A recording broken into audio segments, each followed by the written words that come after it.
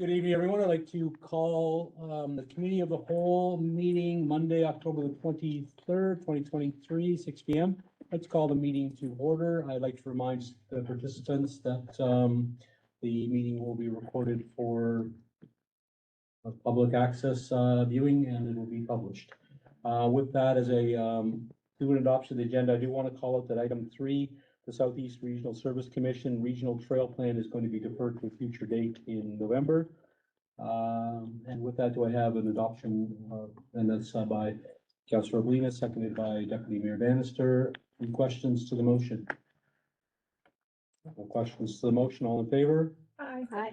Contrary minded? Motion carried. I'll remind councillors that there's conflict of interest forms in the middle of the table.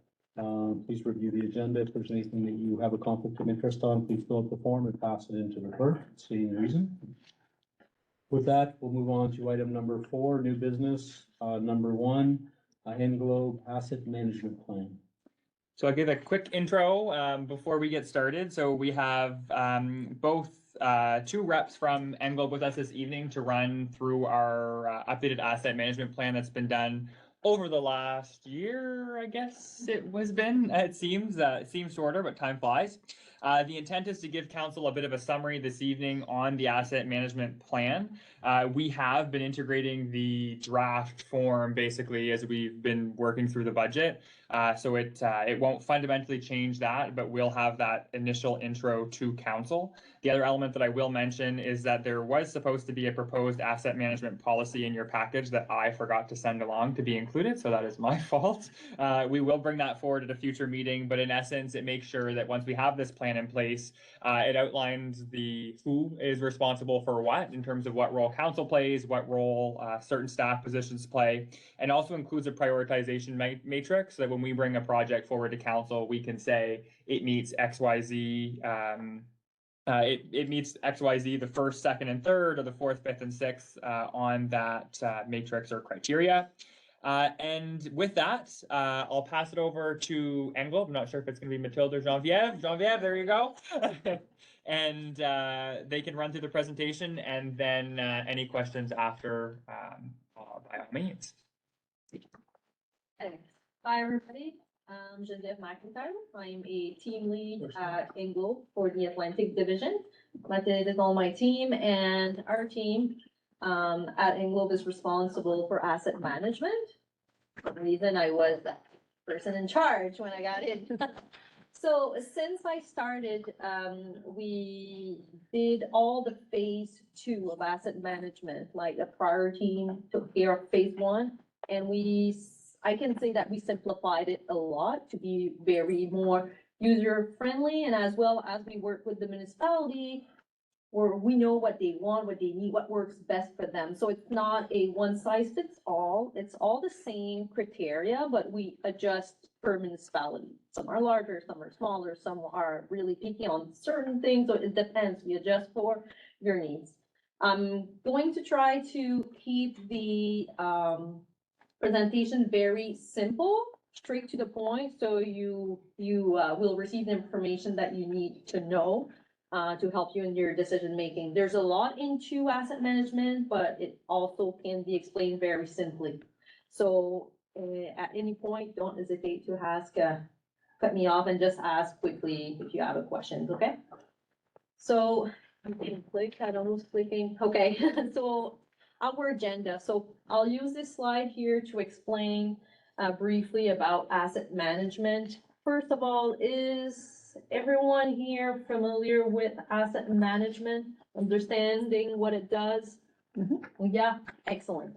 So inventory. So since we did your last asset management plan, I believe in 2008, 18 or 19. around that date, we did some updates since then. So if there was new project, new assets, some maintenance done on or replacement, etc. So we updated the inventory. So we did the full reevaluation of all the data you have in your system.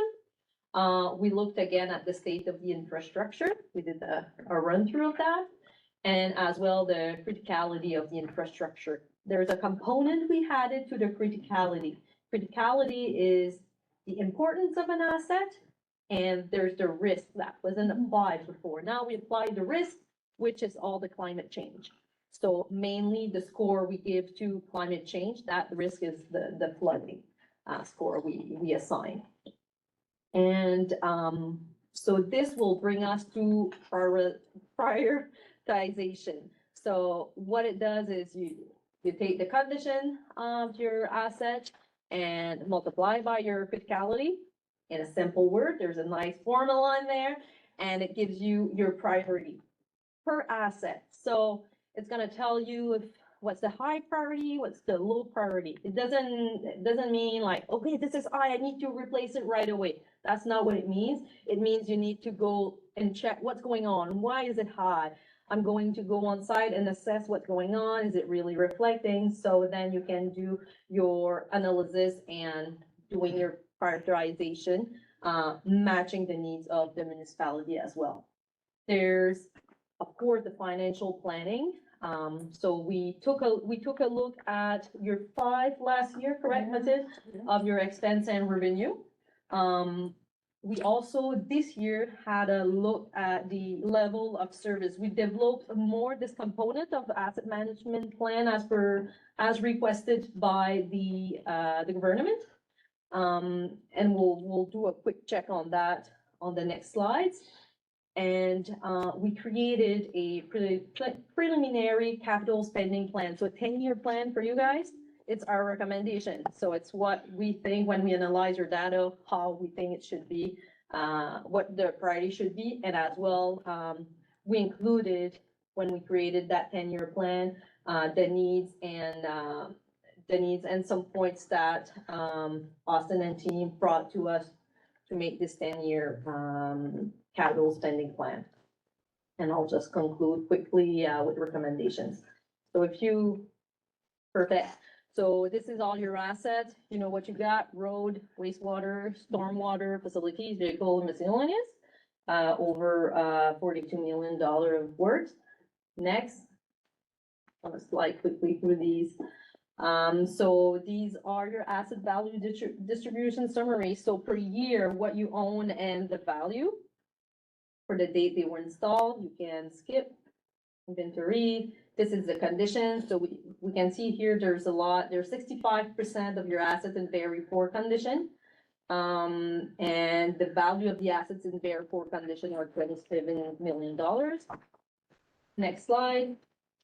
So I talked about criticality at the start of the presentation. So importance multiplied by climate risk. You can skip. Perfect. So all of this calculation bring us to prioritization. That's the score that we are interested in looking at. So we see here, you have the condition, so the likelihood of failure, and you have your severity of failure. This your criticality, you multiply these guys, and it gives you your scores of priority. So very high is a 25, very low is a 1. Excellent. So these are the 10 priorities that came out of this big Excel tool we call, and this is the 10 priority that came out, and you can see the score. So we have this Excel tool. I don't know if the council is familiar with the tool, Austin? No, we just did our training for whenever we Oh. did that. So that it's new for us even, yeah. Okay. So you have all your assets, the scores are in there, and you see the calculation, gives you your priority score, and there's a lot of filters. You can filter and give you all the high score of each type of asset. So we look at each type of asset and we summarize that in the top 10 priority assets. So they're all listed over here. 20 being a high score and the 11.6 being the lowest score on this top 10. You can skip. Next. So here is a screenshot of GIS, which is we are going to give you all of those maps. They're shape files. They can be open in any GIS programs. You have ArcGIS or the one QGIS. That's the free one. So you can open those files in QGIS. It's a free software. And some municipalities will use ArcGIS, but It's all the same. The shape files can be open in any program. So over here, you can see, this is an example, so you can see like what you'll be able to see on GIS. This is the sanitary pipe by prioritization, what's low and what's high. You can see your greens are very low, your orange is moderate, your your yellow is moderate, your orange is high, and your red is very, very high. So visually, you can see where's what. It will be better when you're on the program, you can zoom and click and like, yeah, you can as well, GIS permits you to, okay, give me all my pipe for a certain date, certain size, so you'll be able to see all of that. You guys haven't done the QGIS training yet? Then? Yes, Yeah? we did. Oh, awesome. We're off for the races. There we go. That's marvelous. So next slide. So financial planning. Over here, we see what's the town's infrastructure backlog. So it means to bring all the asset to a fair level to 50%, so a fair condition. It calculates that we would have a 6.8 million to spend. Okay, next slide. Financial planning. So the annual capital spending target was estimated at approximately 1.5 based on the value of your assets today. And we can see here per asset type, you got your road, you got your sanitary, storm, facility vehicle, and miscellaneous. You see the addition here. The next slide, please.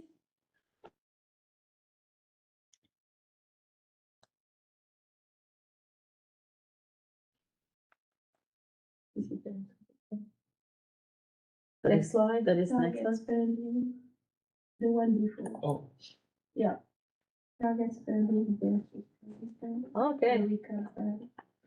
Perfect. The overall spending gap was therefore calculated at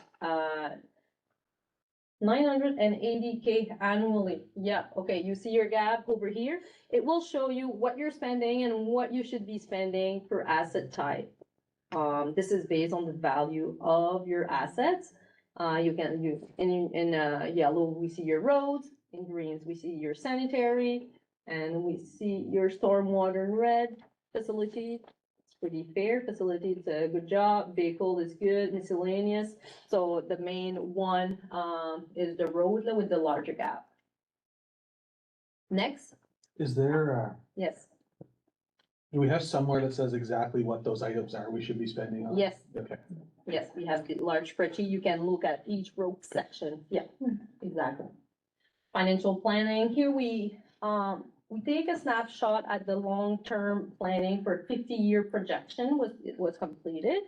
So over the years, for the next 50 years, based on replacement value, it shows you per year, per asset type, what you should be spending. So it gives you a high level range of what that spending should look like.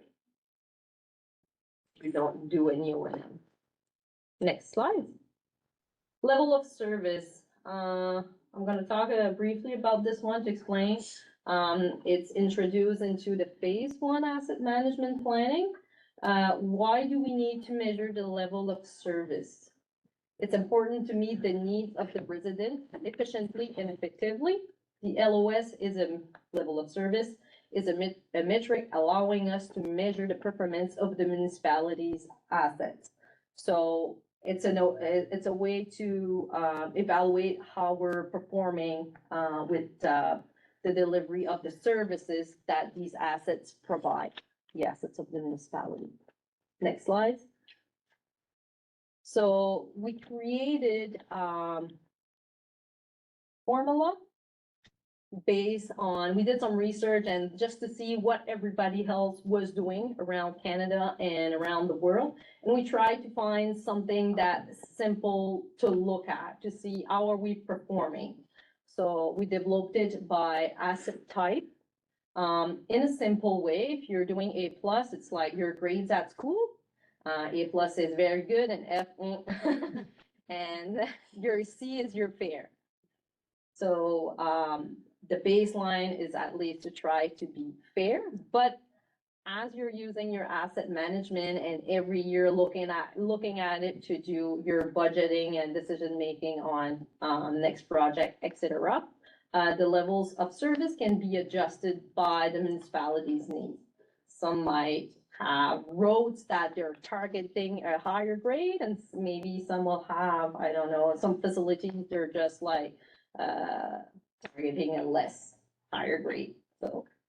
And you can, right now, they're divided by type, but you can go further in detail if you want. You can divide it by road type, you can, et cetera. So we kept it at the level of each type of assets for now, so that the municipalities get used to use that, and then they can, define the tool, refine the tool as they want. Next.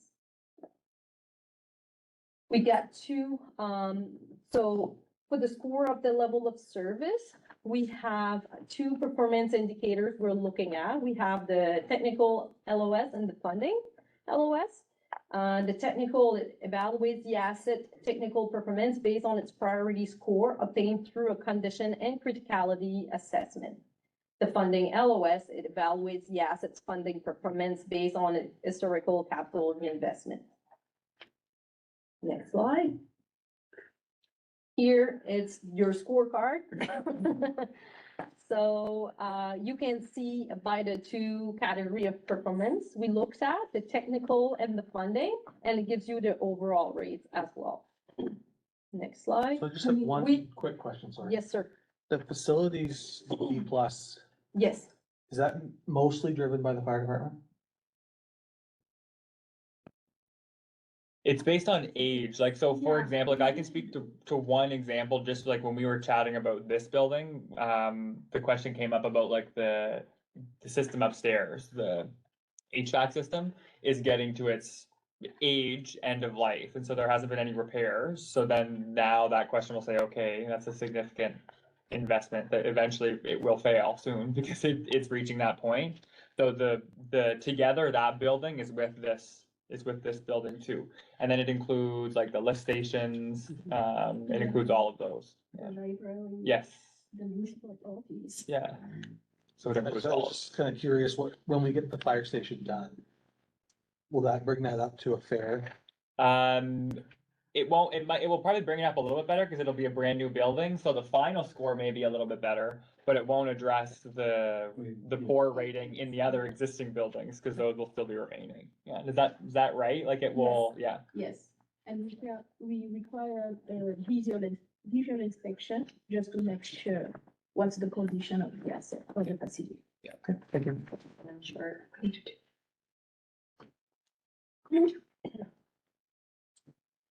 As I just mentioned, the target LOS has been established as a grade C. So this is like what you try to make it for at least as a fair, level of service to the residents of the municipality. The key question would be, where are we at currently? Where would we like to be, as I mentioned? What are the required investment to reach a target LOS or maintain the current LOS? Where would we want to be in 5 years or in 10 years? So it's a tool that helps you to strategize and plan. Oh, we looked. This is very summarized. We had her into this for a year. I could talk for an hour and a half, but we're going to go straight to the point. We look at your priorities. We looked as well at the LOS. We look at all the spending history, the revenue and the expenses, and we created this preliminary capital spending plan, 10-year plan, based on our best knowledge. This is something that next year, the goal is that with asset management, the municipality themselves use the tools and is able to do that by themselves, so often can come to council and see what we got, to help you guys do your yearly budget and strategize and planning and all of that. So these are all the projects we recommend. based on analysis and discussion with the municipality, of course. Next slide. We looked, so you have your expense and you need revenue to pay for those projects. So we included all your, I'll call it gas tax, but the CCBF funding there for the next 10 years. The general operating fund, we assigned an allocation of money that makes sense based on your historical spending, your utility fund and grants as well available. There's always grants that are coming in from Infrastructure Canada, and a lot of other places. They're more, I feel the funding, application are very more demanding, I see, in just in the last 2 years. But we're there to support you guys. We see them every day. So we now know we're more strategic about what they need to see so you actually get accepted in your project to get funding. So, of course, borrowing as well. So we're looking at $25 million budget right now for the next 10 years. Next. Recommendation, of course, continue to improve and update the data in the program. Establish a protocol for continued condition assessments of assets. Develop a proactive maintenance plan for asset. This is the one in all the municipalities that we've seen lacked more, but there's a lot of improvements seen during the last year that started. It feels like the municipality has more tools to manage these things now. Determine a reasonable budget for the maintenance and rehab of assets. Complete a more detailed review of current spending and versus target spending, and include a review of utility rates and property taxation. There appears to be historical underinvestment in roadway infrastructure. Monitor the evolution of your level of service to make better decision. Review and adopt policy on asset management included in the report. We provided that with the report. Pursue funding opportunities for priority project, namely the proposed public works facility. Review the 10-year plan at least annually at budget time. Establish a plan for updating, renewing the asset management plan moving forward. And this, so with the plan, so the plan is something that could be updated every year. So what you do is that we provide a tool. It's an Excel tool, very simple to use. Everybody's familiar with Excel, and how it works. We have the GIS database. It's very more popular now. People are used to see these types of program. We extract the data from the GIS database and we import that into the Excel tool, and then it populates the results. So all the little nice charts and the pie chart we see in the report, it's all populated in the Excel tool. So it gives the municipality tools to analyze their data to help you make some decision. So two tools will be provided, the Excel file and the GIS database. So we'll have you guys install the QGIS on your computers? I think we did our testing, but I have not used it beyond that.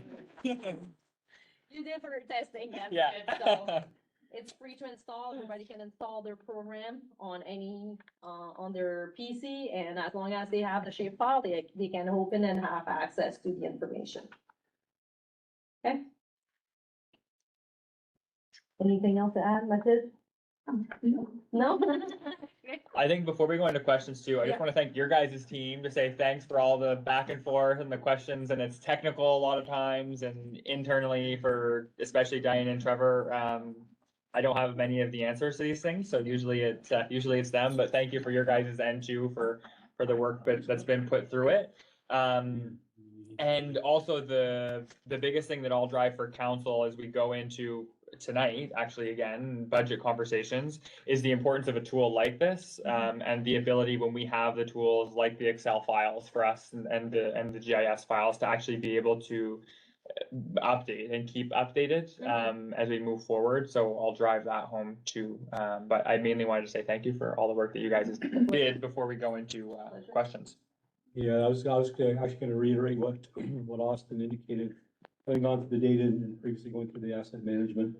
And when listening to your presentation tonight, I caught some feedback from some of the councilors on wanting to use this, because it is really important when we go into budget deliberations that we no longer have lines that say for the last 10 years, the following is underfunded.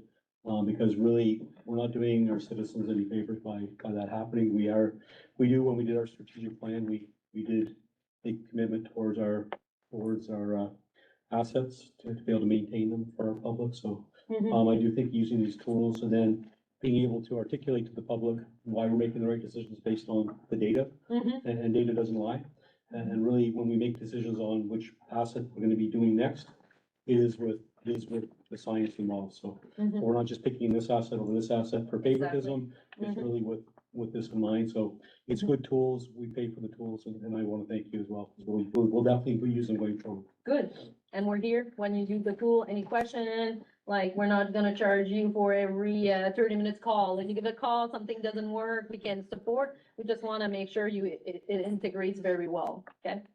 It's a pleasure to help with that. We had a meeting last week, on another project for next year that is a design project, and the updated plan was used, so that's helpful. Like the team that came out was able to use it before, where they were in the field, so that's helpful, yeah. Thank you very much. Yeah. Thank you. You're welcome. Thank you very much. Easy, okay, Okay. easy peasy. I think we've all been asking for this for so long. Yeah, we have. We're actually just excited, believe it or not. Well, I'm happy to hear that. I do have one more question that you might not be able to answer. When you look at us compared to other communities, are we unique in how we're 65% of our assets are core, or is that common across? Common. Very common. It's good to know how we compare. Yes, absolutely. And every municipality to know that they're not alone and they're taking a step forward to asset management. They're very excited, as you guys are, to now have that tool, because it's not easy, right? To make the decisions, and sometimes you just gotta make a decision. So now when it's based on data that you guys feel comfortable when you're making the decision, that's amazing, yeah. Thank you. It goes back to that piece that municipalities get between 8 to 10 cents of every tax dollar and are responsible for like 75% of the infrastructure. So eventually there's gonna be a backlog there. So, yeah, Thank you very much. Thank you. okay, thank you. All right, with that, we'll move on. We have a motion just to move it to the next meeting. So I'll move that council receive the information from Englobe Corp as information and direct administration to bring the asset management plan and 10-year capital plan forward for official ratification at an upcoming council meeting. So moved by Councilor Colwell, seconded by Deputy Mayor Bannister. Questions to the motion? No questions to the motion. All in favor? Aye. Do you need Great that minded. second one as well, or? We not? can, 'Cause we'll the just bring it, policy's cause not- yeah, it's my fault, yeah. Motion carried.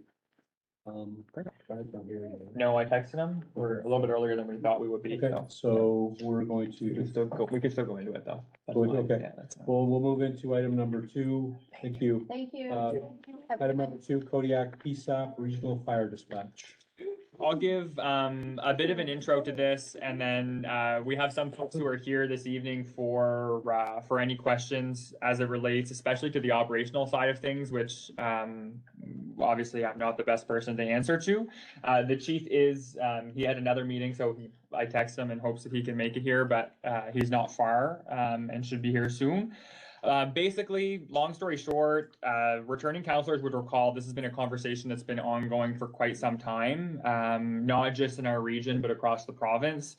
Our region is under Kodiak PSAP, so Public Service Answering Point, out of Moncton. And essentially, when you call 911, that's who you're speaking to. So if we can kind of set that kind of precedent, obviously that's the importance of this conversation, and obviously it's critical that these things are firmed up and that there are proper processes in place for all of the things that relate to when someone needs to call 911. And so the regional dispatch approach has been, it's been a number of years. We've been budgeting for it here in the municipality for, I think, 4. in preparation for going this route. Provincially, the Kodiak PSAP region is the only region that hasn't fully transitioned to RFD, the Regional Fire Dispatch. And earlier this year, we had some initial conversations and then decided to essentially wait it out until such a point that we would need to make a decision. And at this point now, all of our mutual aid partners have or will be transitioning to the RFD model in the coming weeks, I think, a matter of weeks now. And so that was our cue that it was time to bring a recommendation forward to council. Before we did that, there have been conversations technically with what is now a former municipality, but there were motions that were made by council that were essentially to direct staff to have conversations with other proponents. Our recommendation, as noted in the memo, is to proceed with RFD, but we did want to make sure that we had an opportunity to have the conversation with council in case there were any questions. And again, it goes back to the importance of making sure that when someone phones 911, that there are no kinks in the process. There's a few instances that the chief would be better to answer to in terms of, we wanted to highlight some of the more recent or more local examples as to some scenarios that RFD would have come into play here for our department. And the quickest one really is last year, about a year ago, almost to the year, I guess last month, was the Green Pig Fire in Salisbury. When there you had the height.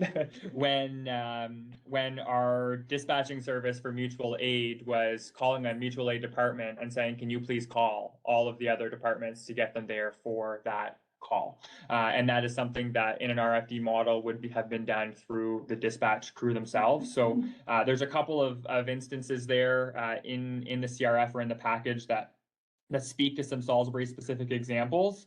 But really, we have a recommendation forward. I'll mention that anything specific to the agreement can't be spoken about in a public meeting, obviously, where it's contractual in nature. But we're in a position now where we're recommending that we proceed with regional fire dispatch with RFD. There is some rollout pieces that will have to come into play. It's not something that can be switched overnight. There's equipment changes as well that will come in over time. But with that, I'll pass it over to council for, I guess, the motion and then questions. And then we have the chief and then two reps from Kodiak PSAP that are here for any, like I mentioned, operational questions that council may have as it relates to RFD. So with that, I guess motion and then questions. I recommend that council direct administration to continue conversations with Kodiak PSAP for regional fire dispatching services and a proposed agreement for ratification at an upcoming meeting of council. Moved by Deputy Mayor Bannister, seconded by Councillor Thorne. Questions to the motion? Tell us what you think, Brad. For Oda, sir? I want Brad to tell us what he thinks. Okay. Sorry. I can call him Brad, right? Chief McLeod. Chief McLeod. Yeah. Sorry, I missed the beginning of the presentation from Austin, but I think, you know, we kind of looked at this for quite a while. It's been talked about for quite a while. We've had many meetings on it, looking at if this is the way we want to go, if we want to go other avenues. There are benefits with it. And with our mutual aid partners all adopting this model, we're kind of the lone man on the island. And if we kind of resist this change, it's gonna make it a whole lot more difficult for us. So I think it's in the best interest of the community to move in this direction and get on board. And this is the right time to do it rather than do it later. And it could be a little bit more difficult to adopt at a later date. I agree with everything. Yeah. Big sense. And I guess Dan and or Chuck, I guess I'm not sure which one the best. Am I correct in saying the last mutual aid department for us is on board as of next week? Is that right? Or the week after, I think? So, Kodiak and Elgin are coming on Thursday. Okay. And Hab is queuing up like I would say mid-November. Okay, so that's, okay, they're the ones that I was thinking of for matter of these, so. Okay. What will be the transition challenge for us, like when they're all on it and we're not, even if it's a month, is there a huge challenge?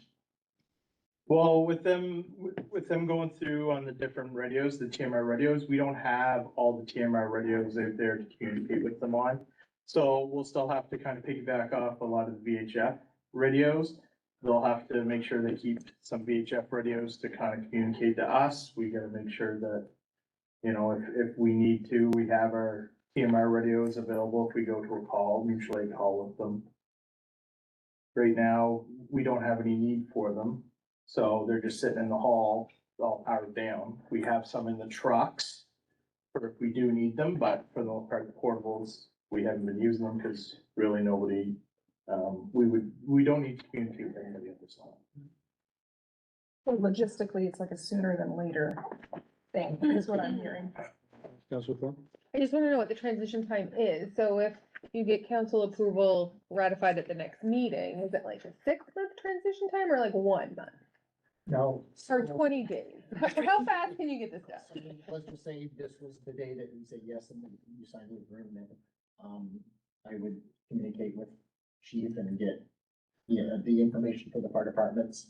I would provide that to our CAD vendor. Usually within a couple of weeks, it's in the system. I test it a few days. I give the thumbs up. Our GIS in the background is doing the mapping and stuff like that. And then once the testing is good, I contact, this is first work with the MV911 Bureau, and she sets, a date, with Bell for the hockey cutover. So that they need a 2-week notice. So realistically, from the thumbs up that you're on board, a month-ish. Okay.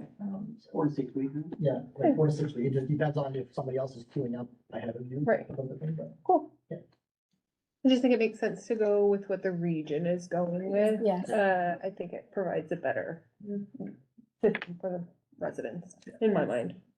And before winter, we could Yeah. possibly do it. You're busy. So Chief, was there other options for the partners or what else was explored? Yeah, so, early on, we looked at, other providers of the service. Valley, I think, was mentioned in the last council meeting. But them being a third-party provider, the calls would come in, they go to them, and then they still come to us the same as they do today.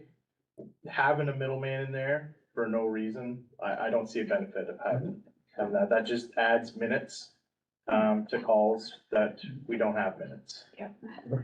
One of the things that we, to the chief's point, there's been a number of meetings on this topic, and one of them was, as MB911 evolves and the system evolves as well, this will ensure, that we're evolving with it. So one that they used and it was a hypothetical, so I'm not saying that they'll have this launched tomorrow, but it's just an example of as the system evolves, but is 911 in terms of MMS, like texting to 911. And that's what they're saying is an expectation of where people expect them to go.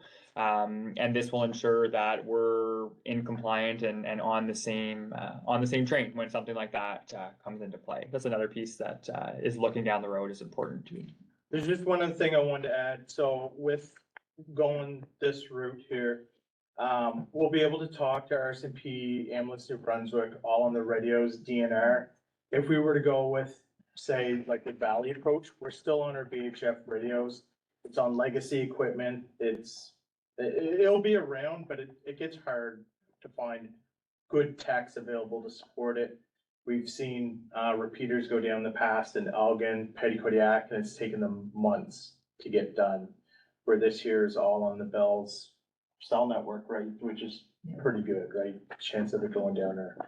Yeah, it basically works like a cell phone, so Yeah. you could have all the towers down in the area and still pick up something in Moncton or Shady, right? So it works the same way.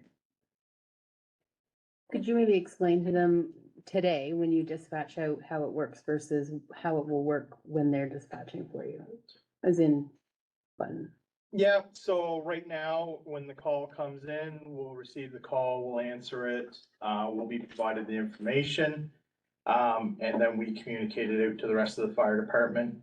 If we need to get anybody, we're getting everybody. So we have to call our mutual aid department. If we need DNR, someone's picking up a cell phone, call DNR, someone's picking up a cell phone to call MB Power, and so on. With this, when the call comes in, we'll still get the same information at the beginning, but we'll be able to then say, please contact Petty, Elgin, Havelock, MB Power, DNR, whatever we need, then they'll be able to organize that behind the scenes so that we can concentrate on getting the haul, getting out. And if we need them, we can just switch over and ask for updates. Even for ambulance, RCMP, and like I said, then we can have channels set up that we can all talk with one another. And right now, they're VHF, we're the lone guys, right? The important factor for that is that we're the point of contact for any updates. Right now, if there's an update, it comes through us and it's transferred, so it's bouncing around, so there's delays in them getting the information, whereas it would come directly to us, which we instantly dispatch or update the fire department, so they're saving quite a bit of time. So they don't have to ask for the update. You immediately push it It out. comes into us and we push it directly, out, Right. so there's no middle. Right. Nobody has to think about getting an update. Right. Yeah, the other benefit is we'll be able to tie in our fire queue to it. Yes.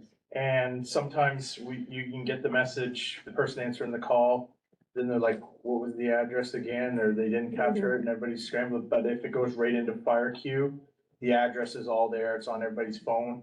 And a few people may not have their radios close. So when they always have their cell phone close. So when they get the notification on their cell phone, that lets them know something's going. They can pick off if they're responding. They left the radio at home. We usually have spares here and people will show up and grab a spare radio. But what happens now is we'll get a call. Someone's got to manually enter it. A lot of people are driving here, so they don't have time to enter it. Sometimes I don't enter the fire queue notification until I'm in the seat of the truck. End of the Because you seat, want to get to the scene. right? Because I can't enter it driving here and I get in a vehicle. And so when I'm at home and I can't respond because I'm working from home, I'll enter it. When I hear the call come in, I'll have the radio beside me. I'll enter it for them. So that way it's entered for them during the day, but and others will do it sometimes too as well. But If our CAG will do that. Yeah, they'll push it on The dispatch out, our CAG will send it to fire queue, so they'll get it instantly. Yeah, that's great. Perfect. Any additional questions? No additional questions? All in favor of the motion? I, Aye. Aye, contrary minded? Motion carried. With that, we'll move on to item 4, Rogers Telecommunications. Thank you, guys. thank you. Thank you. So this is, I guess, a follow-up item, I would call it, to something that was discussed, I want to say in August, maybe, I forget already, but it, at some point this summer. And generally, this is the type of information that we would have when we start the conversation with council. So back, let's say, I think it was August. So in August, we would generally have a package that would come and include information on a proposed, in this case, telecommunications tower with a series of attachments that shows co-location, consultation with the Service Commission, and we were informed via snail mail of the tower with the information package that was sent to neighboring properties, which obviously starts a number of questions on our end, including why was the Service Commission not consulted, despite the package saying so. So there's been a lot of conversations in the meantime. Council has sent a letter expressing some of their concerns around the proposed location. If there were no further details provided, then there is a mechanism to say, well, there's certain requirements that were not met through the process. They've since, as you can see in the package, met those requests, and they've outlined additional information. Ultimately, in a case like this, the ultimate deciding body is ISED, Innovation, Science, Economic Development, which is a federal department. But they do look to, in this case, the Planning Commission to say whether or not there are any concerns or hesitations on the part of the municipality. From a zoning perspective, the zoning bylaw does permit, in this case, it's called utilities in the zoning bylaw. bylaw, so it would be permitting from that perspective. We were provided all this information from the Service Commission when it was received, in the event that there was additional comments. So where we did send a letter and had this discussed at that time this summer, we wanted to make sure it was back on the agenda, and if there are any concerns, we can bring those up to, in this case, Lori, who has the file at the Service Commission. So there's no real recommendation, but it's an opportunity for council, if any, to voice any concerns, feedback, or thoughts as it relates to this particular utility application. So what's everybody's thoughts? Have we heard from residents yet? So when in the summary, there was no concerns that were forwarded to them. We did to make sure that, because it wasn't clear, we're a landowner within that vicinity. So they also informed the municipality basically as a courtesy. So we thought we were maybe getting that in the mail as a courtesy and not as the registered landowner. So we did confirm with some of the landowners within that radius to make sure they received the package, which they did. And there was no concerns brought up there. So they did meet their obligation to inform from that perspective. They've met their obligations to notify, like newspaper, could be argued if people see those, obviously, but it's the same notifications that we have to follow. So they met those, and to my knowledge, we haven't heard anything at the office, at least, that's come to us on it. So no calls, Not no for us. complaints. This is my question, be from a footprint perspective, what does it do for future growth around that? Yeah, That's my, I mean, Vaguely, so. well, Sorry? every It's picture. ugly. Have what's you ugly, I noticed mean, there's every that, They have it drawn in. They have clouds in every sky picture. Every sky picture, there are clouds distorting. the there's all full image. kinds, Yeah. again, I understand progress, I do understand all of that. But I do ask that question, what footprint does it take up that will then impede growth around that? So it's one thing just to have this one area, but what does it mean for the surrounding area around that? So for instance, I don't know what landowners had planned for any of the other land, but I do know that it does have the ability to, from other places I've lived, where people decide not to develop next to a tower. Well, Colbit's, has plans for that land once we maybe get water. That's kind of where Right. I'm at, right? That's the whole. But I mean, that's a huge footprint in our downtown. I mean, it's a huge footprint in the land that the land In would be the better core. used. It's certainly not, attributing to our beautification of the downtown area. No, If that's, Unless anything, you light it up like a it's Christmas the tree. danger. Just thinking Christmas lights. And also, it's gonna be, No. well, it's gonna be a terrible eyesore because it's Yeah. gonna have huge fencing around it. well, it's, I mean, it's gonna take up a big footprint, it's gonna be an Huge eyesore. footprint, at eyesore, a time huge when eyesore. we're beautifying, trying to create a main street where we're beautifying. On the other side of it, whether it needs to be there or not, I feel like I'm in a conflict of interest, but I've lost at least 4 business days because my services were not. Oh, no question, accessible. I guess my question is, are Right. there other alternatives where it could go? Exactly, Yeah. and I mean, I you can think they move answered it. that question though. Yeah, in they the did, report, they did right? answer from a co-locate, they call it the co-location. Yeah, it is in there, yeah. Basically, the answer is no. So are we having Well, this discussion because there's it would something we be can do about Work it? harder to We- find a better Or location. No. We can basically, so they have to, the service commission has to notify council under the antenna protocol. yeah. Any concerns that are brought up, like we can bring that up about what that will mean. Right. If there's questions or answers we need, we can do Yeah. that, but it doesn't circumvent, I said from. I But it's think, basically the same letter that we already I, sent. I think like anything, like even in the past on other notifications on other projects, I just think it's imperative that the residents do know that this is being talked about. I get the fact they've done their, and this is, again, just from a lot of people don't read the newspaper anymore. Or however they posted it, they're just, are people really aware of it?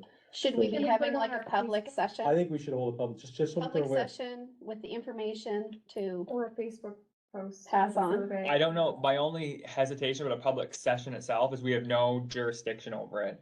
And the planners that they have are in Toronto, I think, like it's not even Rogers directly, they have a third party that's doing the No, I process just for think we have them. to make sure that we create the it's awareness. an information session, basically, that you would be holding. I mean, were the only residents contacted the ones who are landowners in the area, Yeah. right? So they're the only ones who would have been able to send in any concerns. Is there anything limiting us from posting it on Facebook and saying, if you have any concerns, send them to us by this day? We can do that. I would be more apt to do that because then we can pass that That's what I'm along suggesting. as opposed, because just I'm worried about an We information can't do session where public we don't consultation, have. we're not the experts, but I do think it's imperative that we at least ensure our residents know. Yeah, it's Like an information. information passing bulletin on. and then maybe Yeah. add a little survey link, so you're not getting a bunch of emails. I think I've seen this council, we're very pro Collect the communication, anything that's happening in our community. I think the community it'll be positively received, just based on I think it's the, gonna be mixed. yeah. Some people are not gonna like the look, but I people don't, want better I don't know, I service. just wanna make sure we let them know. Yeah, be interesting to see. And I'll be honest, I still don't understand the footprint, I still don't understand the scope of what it's gonna be required there. Access road versus, again, the fencing around the building, Yeah. power requirements. Yeah, that's. The not really health, outlined. again, I do know that there are health concerns with other people around cell phone towers, so. For that, I think that's something that we can probably, we can issue the notification package, just like we have to say that, we're, We plan on providing feedback on this. Yeah. thing, Yeah. and let us know. Certainly just want to make the public aware that Yeah. this So is we going want forward. It's all in our agenda package, so it's already public. yeah, no, It it is is. public, yeah, it is public, yeah. It is, yeah. but again, I just don't think necessarily everybody's reading our council pages and. I think you're right. Yeah. So we can take that and then tell the planners that we're going to do that because there's a. All we can there's a do is do our desire best to get the information public out, is aware. and if people are good with it, great. I agree, my cell phone coverage is terrible, but I've lost work days. but I'm for not internet necessarily usage sure now, that right? this is going to long-term necessarily improve it. It's only gonna improve it for Rogers customers as well. And that's the other thing, as much as the colo on this location, I've heard this assurance that other people can tag onto towers before, and it doesn't occur. And I've seen it before in other jurisdictions where this has been stated, and the other provider still goes along and still has to set up their own tower somewhere else, or whatever, if they're not good enough. That's my biggest fear, we'll get a request for another tower downtown. So I think then the consensus on the direction is we have questions around the total footprint. I'm not sure it's answered partially, but I don't think No, it's from a not. future, It's not. future perspective, we should make sure we ask that. And then we want to make sure there's a public notification element from our perspective, just to say we're gathering any input from residents that may, And the service may have commission should be feedback. able to give us like what it would do to Yeah, development, right? Like maybe not necessarily the Rogers planners, but if you. In ask the general. service- in general, Yeah. I would think that. Yeah. Right, like what would this mean for? they will be able to say from a permit Business. perspective, Right, we that's will what I not mean. issue, yeah, Exactly. yeah, we could definitely, we can check on that. It would be good for us to have that information regardless for future requests. Yep. Okay. Yeah. So there's no motion on that There's no one unless motion there's on any that. other questions or anything. Any additional questions? No. Great conversation. I was wondering if we could take a recess before we go into the next. Thank item. you. I think you're putting a motion forward, I believe. I I put just it heard, that we take a I recess. heard a motion from Seconded. Councilor Caldwell, seconded by Councilor Thorne. Sorry, I couldn't. Any questions to recess? No questions to recess, all in favor? Aye. Contrary minded, we are now in recess. A million times. All right, so let's, do we have a motion to come back out of recess? So moved by Councilor Oblina, seconded by Councilor Thorne. Sorry. Any questions to the motion? No questions to the motion, all in favor? Alright, Aye. Contrary minded, motion carried. We are now back in regular council session. And we will move on to item number 5, 2024 budget update, budget and directions. Okay, so I'll give a bit of Cole's notes. As council is aware, we've been working on the operating budget for the town for next year. Technically our second budget, but also technically our first that we are creating. What I will stress is that what is in the book is not the final budget, and you're not voting on the budget this evening. You're giving direction to staff. There still are some tweaks that will come. The budget has to be approved by November 15th. Some years on November 14th, we get stuff. Some days on November 15th, we still get stuff. So they seem to be much earlier this year. We have a lot more definitives than we usually do. So that's a good sign, but we wanted to make sure that council was aware that really what you're voting on, where we're at committee of the whole, is to give us direction. And what that will mean is we will take that final direction, make the tweaks, and come back in November with any small adjustments that need to be made based on the information that is forthcoming. I wanted to highlight a couple of elements before we pass it over to you folks for discussion. So obviously, I would say the largest item next year that is a significant project for the municipality as a whole is the fire hall. You'll see that we're budgeting a certain amount for that next year. We're in conversations now with the Capital Boring Board, with MCBB, as we prepare to get that application in. That's required before we submit the full application to FCM. So that's a big one for next year. That is essentially a placeholder. What that will cover for next year is essentially the interim financing fees as the project is ongoing, because the debenture doesn't take effect until the project is done, which is actually the following year. But we will be advising the Boring Board, pending direction this evening, that is in there in the budget approved in principle by council. Essentially, we're in a weird position this year because we want to get the December meeting for the Boring Board, where we'll have the approval to proceed with the application. And then by the time the board happens, we'll actually have our budget approved for next year. So we're in that kind of fine line where we're prepping the application based on the budget for next year, and that's what they would like us to do. So there's that element there that is worth highlighting. The other piece that is essentially a domino effect of this direction is that right now in the budget, we're assuming that council does not want to fund two other significant capital projects, being the trail expansion and the amphitheater project, from the operating fund. So as it's proposed in the recommended option, this would come from CCBF funds. And so our hope is, if we have this agreement in principle of the budget, when the formal CCBF plan comes back, though it will be approved, because they will have those there. So we wanted to highlight that there is a domino effect, although not formally approving it. The provincial budget, so since our initial discussions on the budget, the provincial government has released the tax base assessments for next year. We are, like many municipalities, seeing much more than we usually see. So next year it's about 12%.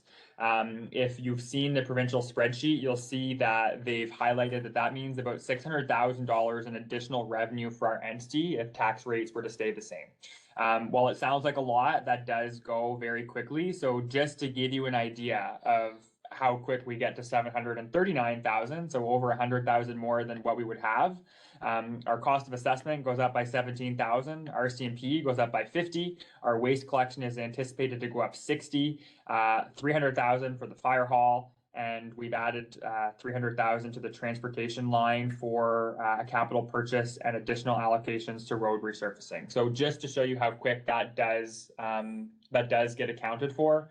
There are costs, obviously, that increase just as tax-based assessments do. Many of those costs that are increasing more than 12%. In the budget as proposed, we are proposing a 1.7 ratio for non-residential rates. So as a Coles notes, without diving into it too much, we have the ability to go up to 1.7 now in light of some provincial legislation that was passed last year. In the budget book, there's a number of entities that are highlighted in our area that show some selected it, some did not. And again, worth highlighting that most of the non-residential tax base is within what is known as the former village subunit. And then the last thing that I'll highlight before kind of passing it over is that we've proposed in the recommended budget, I just alluded to it, but additional funds for the former village subunit for a couple of reasons. One of them is based on the asset management plan that we just heard, and meeting that 300,000 annually for road resurfacing allocation. But the other piece is because where there are some 2024 specific shared costs for next year, those cannot be reallocated to former village subunit expenses, i.e. roads, in the following years, because next year they are shared costs. So for example, if we take $50,000 that in 2024 is shared cost, and then we say, well, in 2025, we'll just add that to roads, that will affect the tax base ratio, because we're going from a shared to a non-shared expense. We wanted to make sure that we highlighted some of the rationale behind why we've added additional within the former village subunit as well. And then really, I'll pass it over with the caveat that, from staff's perspective, we've taken it down to where we can take it. Anything further really, needs to come from council because it is, a decision that will jeopardize other strategic plan items in particular that council has adopted. So we've done basically what we can to get it where we are. And with that, we're looking for some direction on the preferred option, so that we can focus on a definitive answer and can confidently make those small tweaks as they come in, as opposed to right now, we're working with about 5 different options. So it will narrow it down. So with that, I guess technically there's a motion and then questions, sorry. Once we pass that. So I'll move that council direct administration to continue finalizing the recommended option as presented for the 2024 operating budget and bring the finalized budget for official ratification at an upcoming meeting of council. So moved by Councillor O'Brien, seconded by Councillor Colwell. Questions to the motion, we'll start. First of all, I wanted to thank the staff for their hard work once again. I do know that this is not just weeks, but it's been months of diligence and questions and digging, and I thought it was very appropriate that Globe was here this evening to do the asset management presentation. For me personally, having been here a little longer than a few of you, it was like a puzzle almost coming together from so many different ways on why do we have asset plans if they're not used. I did like Councillor O'Blanis's question on how many municipalities are in a similar shape. We move forward with the strategic plan that talked about, and one of the key pillars being our, our assets and infrastructure.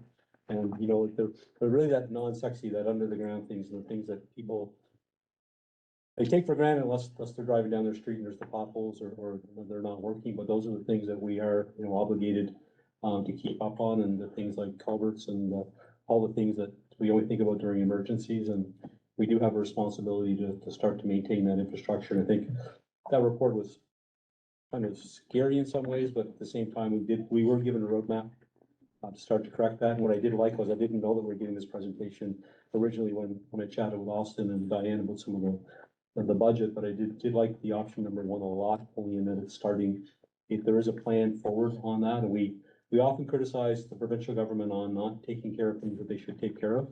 And I just like the idea that with this plan, we're actually starting to put the money into a budget that we can on a yearly basis start to tackle those things.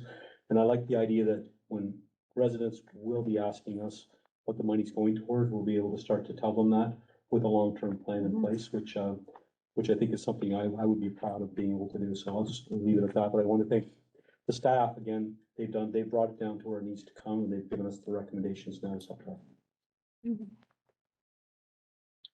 Nathan? You just always have some questions. I don't know where to start with this. Like, do you want to start going through the options? Do you want to start with questions? Do you want to Start wherever council wants to go. The motion for option. Correct, One. yeah, good point, Okay. yes. So my first suggestion is the rates suggested down here so I can see them among the outside wards are so close together that it would make it so much easier for going forward, creating budgets, if you didn't have to separate it all out by ward. I think the rate should be combined. Like an inside, outside. Inside, outside, yeah. That was another discussion that we do have to have. Yeah, I think the one piece to highlight, like our position is the same. We would have to check with the province. I think they still want us to keep the taxing authorities, but it's just the taxing authorities become the same. There's two, there'd still be the taxing authorities, but 2 rates. To give you an example that most places are not in a situation like that, this was before reform, but in a regional government, like a rural community, I guess they were designated as, it took them 15 years to get to a combined rate. So that was done last year because the facilitator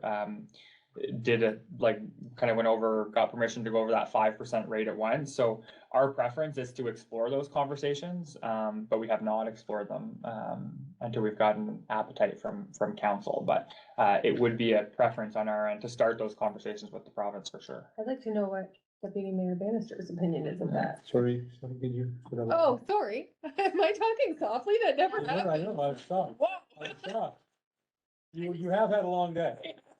I just want to know what Deputy Mayor Bannister's opinion is on that. I I don't disagree with looking at the inside outside. Mhm. There would have to be a strategic plan in order to accomplish that in place, because it would, you can't just all of a sudden get there. Because right now, you would have one LSD that would be paying more to catch up to the average, right? So how would we, You're talking Coverdale? Yeah. So they're, in the projected increases, theirs is the lowest. And my right, argument, theirs is the lowest, which would mean if we. It would make it more It would make, Right. They'd had to pay. but they would have to pay more. but we're You know giving what the I mean? same services to all of the outside. No, I areas. agree with, I totally agree. It's just how do we get there without it? Yeah, You know what I mean? yeah. But- I do. You're gonna have that first punch. What I Right. meant, I guess, was like Salisbury LSD's. Yeah. Increase is 10%, Moncton's is 10.6. Yeah. Coverdale's is 9.9. Yeah. So if you bump it up, it's probably gonna level out, so it's not gonna make a huge difference. Well, I guess from an administration perspective as well, we've talked about efficiencies and how we do things from a longer-term perspective, the workload on our staff. I'll let Diane speak to that in terms of the just workload at all per se. The piece that I'll add is, there's some, and I think this addresses your question or concern, I guess, Deputy Mayor, on the kind of plan to get there. Right now, and Diane, jump in if I'm wrong, but right now, there's still some existing contract that the province has. So like, for example, animal control, garbage, I think those are the main two really that comes subunit specific, I would say. Those are both done by the end of next year, partially through the year for some, by the end for the rest. So, the province may come back and say, you have to keep your subunits as is because they have those contractual agreements for 2024, but you can switch it for 2025, at which case it will be this close hypothetically if we go with option one. So that might be something that we could explore. We haven't played around with the numbers either to see what the difference would be if we kind of calibrate it a little bit. I'm not sure though, Diane, if you want to address the workload piece, I don't know if it affects, how it affects it from that perspective, like on the inside side of things. We're trying to separate what we can so we can track it, but we're doing it by ward more than by subunit. For the most part, like from a data perspective. We're doing it by both, really. Yeah, the accounting has, I guess, subunits, Yeah. but I for guess things like the trying to budget book, we're separate. trying we to. would have to get an answer on whether it's feasible Yeah. provincially, works. or how it works. Yeah. I feel, I know, I would vote that would, that we would work towards that, because I feel that you're right. The outside services are all the same Yeah. for all the outside areas. So it does make sense to Fair. Yeah. work towards that if it's feasible. For the former rural municipality, did he say, I assume we're talking about the same one in my mind, Yeah. did he say why it took 15 years? Or is it because they couldn't agree around the table to make them the same, or that's how long it took them to strategically get there? I think a bit of both, because there's always been limits in place. They've adjusted them. So like now, for example, if we had, let's say, for example, that the former village subunit was at $1.50 to use a number, and let's say the others were at $1.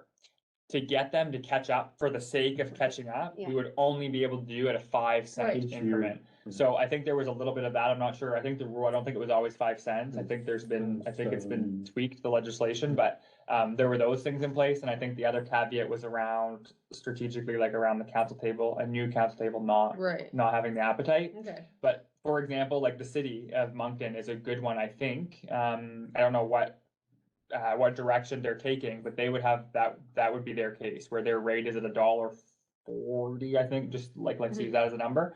But the former LSD that they absorbed is much lower. So, based on last year, at least, their council meetings, what they were looking at is trying to catch them up, but they can only do that 5 cents a year. Yeah. Unless they're adding new services to. Right. And that was where I was gonna go with it too, like, to your point with the spread, you have some wards that, the serviceable asset of roads, for instance, Mhm. is not where it should be or needs to be. So there's a reason why they're at a lower rate. Yep. Right?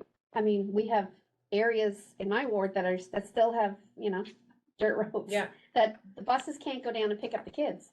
They have to, so I mean, it's all relevant. I mean, I Yeah. believe that their calculations are all relevant to the services that were in that, you know, those areas Sure. and. But we don't deal with. For roads, for Those ones are example, set at No, no, that's the same. I use that as an example of an Yeah, I get what you're asset saying. that's, you And know, I don't think our appetite is to get the outside wards to the same as No, the It's the inside. No. I just would like them to be the same, so that it's Inside an out. inside, outside, and no Yeah. more what you Seems before. fair. It would be different if we Yeah, had sorry. pockets of different services in different spots, but it's the same services everywhere, so it's Mhm. hard to say.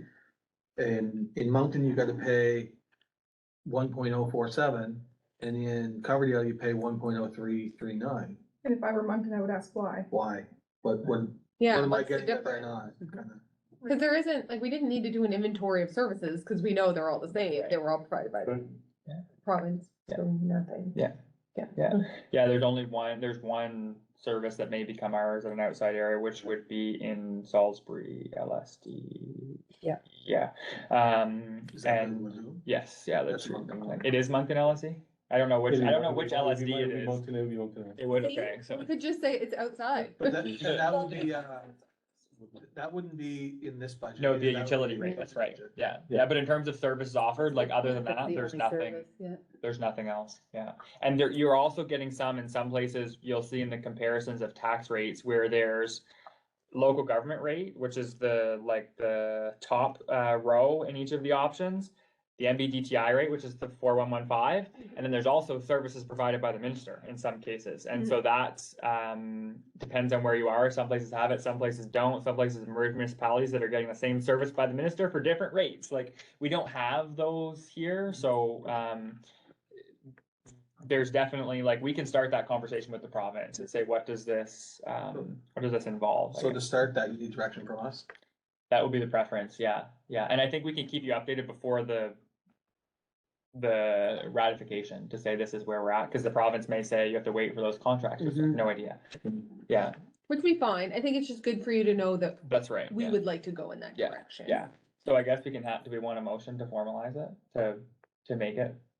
Official? Everybody agree? A Yeah, motion in a motion, do we The- wait until we get out of here? Have to. you can do first one in, last one out, though. Anyway, that's okay. I think if the consensus is, like, Yeah. we can explore those conversations.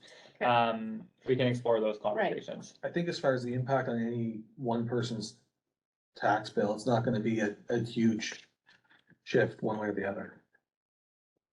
I tend to agree based on looking at those two, yeah. You might see Alvin come down a little bit.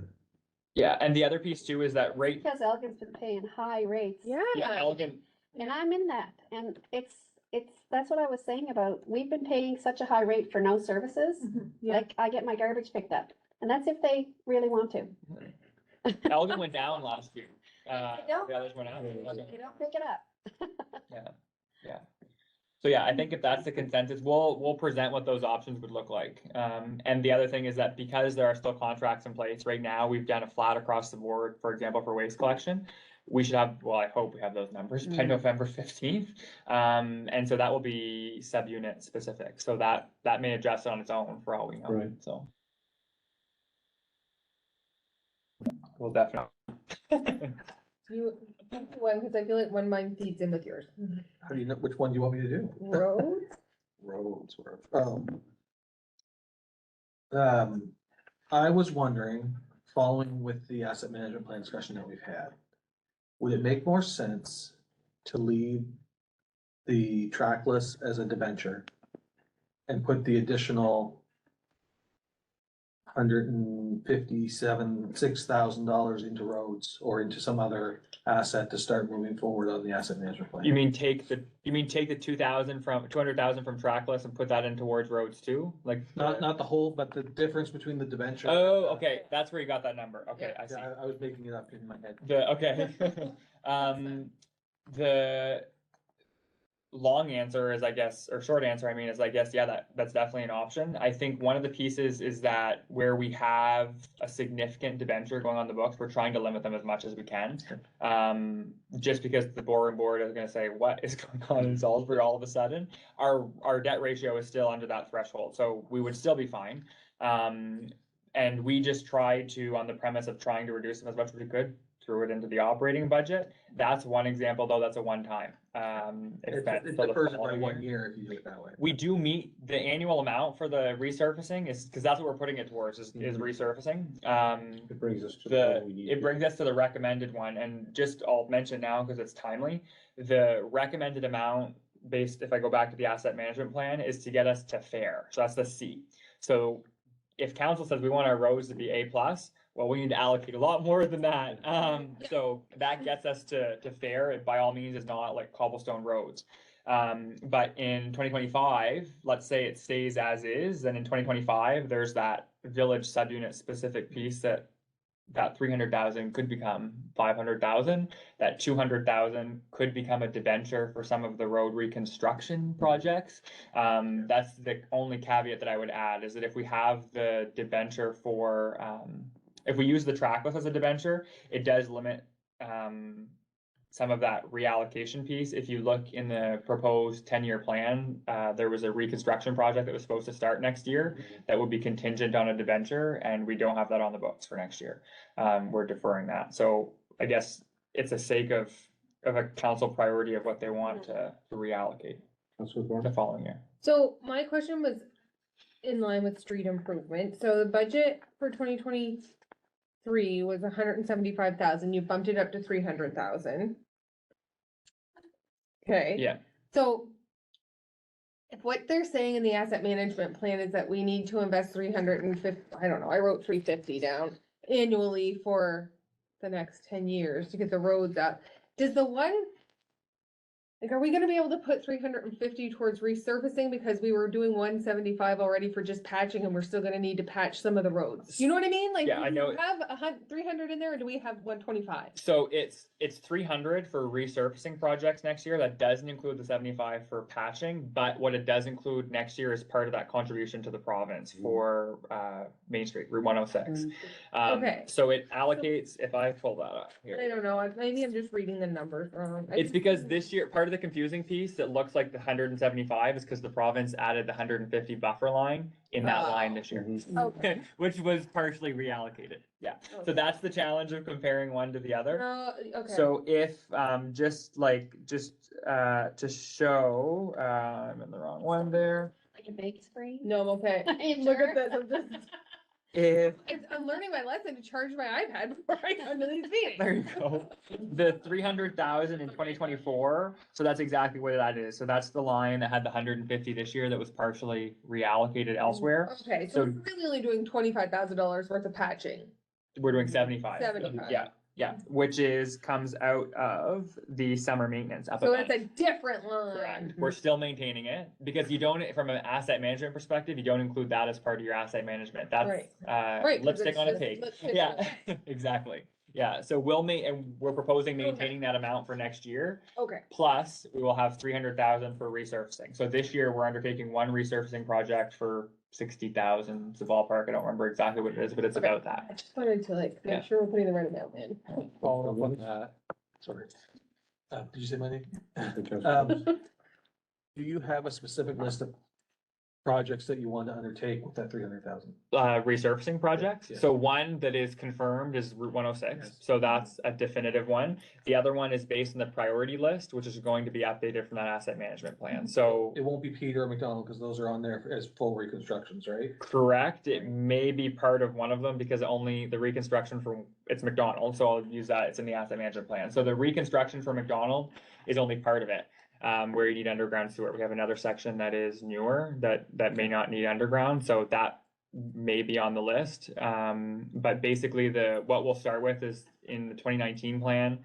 The last one that is to be checked off is Blakeney Road, which is that one that I just referenced. So that will be done. But then with our new fancy Excel tool, we'll determine a priority list for resurfacing. So that one is where there can be a little bit more flexibility because you can look at things like traffic that goes there, if it's just a residential street, what's underground, like there's more elements there.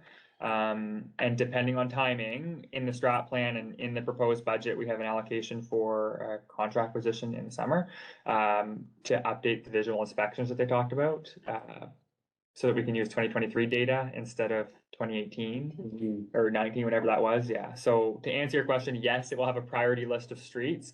We'll update it annually. So one that may be on the top one year may get bumped, depending on different circumstances. This is something that we can point to with residents. Absolutely. This is, we know the rates are going up. This is one of the things you're gonna see because of that. Yeah, it's tangible. It's tangible, it's evidence-based, it's data-based. And each year we can point out the improvements we're doing. And again, the report was very succinct. For 10 years, this has been underfunded. Does that answer your question on, I can't tell you today what road it is, but I can tell you we'll use that plan to get it. For instance, when we did Horseman Street, it was done in phases because we couldn't afford the whole Right. thing all at once. So you worked away at the phases. And that was a reconstruction. Yeah. Yeah. So that's an example of one that is a much bigger one. And also generally the feds come into that. Yeah. They're not accepting applications under the IBA right now. So there's other factors that are making us push the other one too for next year. Sorry. Additional questions, Councilor Plum? Oh, me, I'm sorry. Raise your hands and I'll fix you over, I'll see the hands. We haven't talked about the utility Yeah. yet, Correct. and I'm just wondering. I feel great about all of this, Mhm. the operating budget. Is there a recommendation that we're gonna be increasing the sewer rates as well? Or can we hold those steady? I don't think we can hold them steady because of some of the projects that are even on the books for next, like, so we're deferring the, polishing pond reconstruction to next year because of the Wawa permitting delays. We're looking at those rates now, in hopes of getting direction tonight to say, okay, we can wait for those final numbers and focus on that.